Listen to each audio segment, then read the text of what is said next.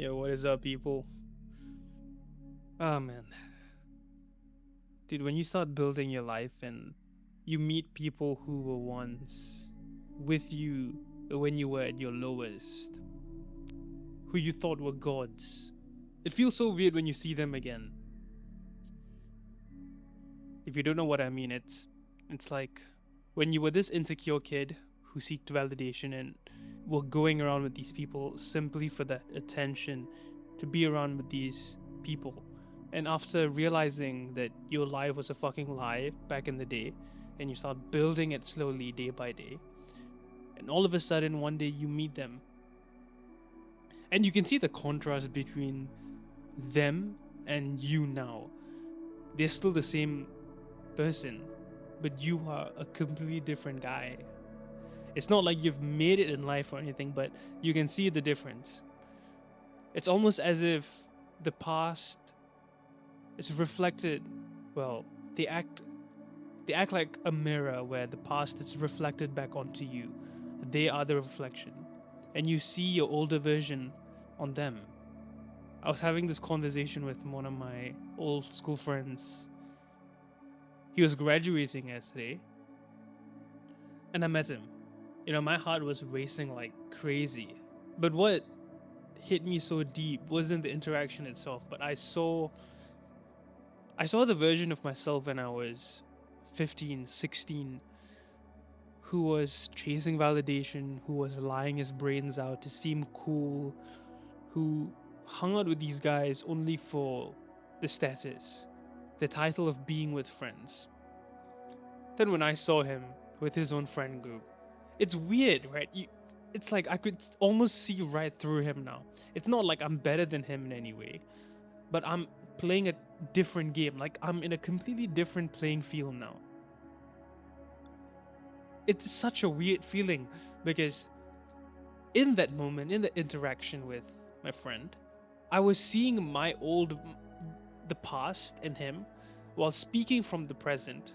No, while speaking from the future version of myself, but still being at the present. It's like these three versions of myself collided into that one interaction.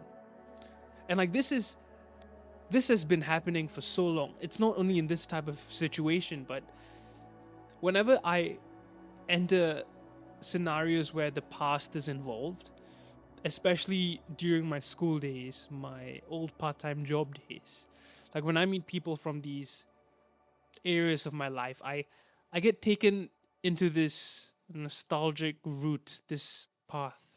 I wouldn't even call it nostalgia because back then I was at my lowest. I wasn't going through poverty or anything, but I lacked a lot of things. Mainly character. It's really that. And I knew how I was. I was really insecure. And when I go through these interactions like the one yesterday, that older version in me, that guy, that kid, that scared little kid who wanted attention, who lied a lot, who listened to mom and dad about everything, who told his plans to everyone, comes out. Right? That's why my heart was racing. It wasn't because of anything else. It was that young, broken little guy. I think all of us will have that. You can never get rid of that older version of yourself because you will always remember who you were, who you once were, the flaws, the defects, the pain, the void that you once had. And man, that interaction itself felt so weird. Like going through that interaction made me realize how much I grew as a person over the years. Most people don't even feel aware anymore.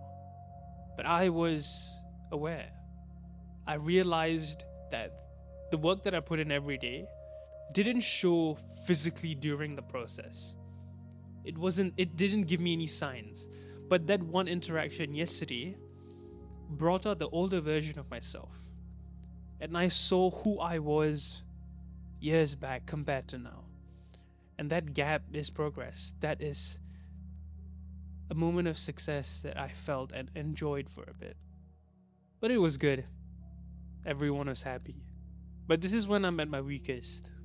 When I meet people who I use when I meet people who I was very close to. But the person that I was being close to, well, how would I put it? The person that I was close to back at that time, that version of me wasn't me right now. It's weird. I can't really seem to phrase that. But that connection isn't there anymore, right? Because you're seeing a completely different guy right in front of you because of how you see life right now. It's weird. I don't know how I'm supposed to phrase it, but it's this weird crack in reality where things don't feel real anymore. Because once the past comes in, once you are speaking from the present and the future self also comes in, it's this weird moment of confusion. It's an emotional confusion because you feel deep and grounded, yet it's not sadness, but it's close to that. Yeah, it's a weird feeling, man. But after leaving that interaction, I felt so weak. After speaking, after talking about myself, I don't know why I even spoke so much about myself. Like I was talking about what I was doing in my life here and there.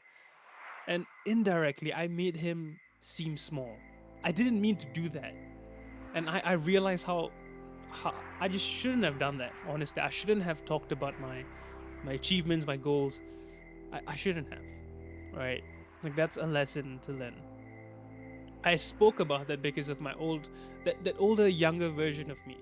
He was speaking because whenever I see these people who were once close to me back then, when I was that insecure kid always chased validation. So that behavior stems from that. I'm not in control. It felt so weird because I felt every word that was coming out of my mouth. But the thing was that I wasn't in control. It was as if the younger version of me took control of my entire body and systems. But I was looking at him, crying and just controlling me. Because all he wanted back then was people. He wanted character. He wanted to be seen as something. And it leaks out in the version of myself right now. But the future version of me doesn't care about all these things. He doesn't need to prove. And I'm trying my very best to attain that state of future me who doesn't give a damn about proving anything. And so after that interaction itself, I left with this residue of the past.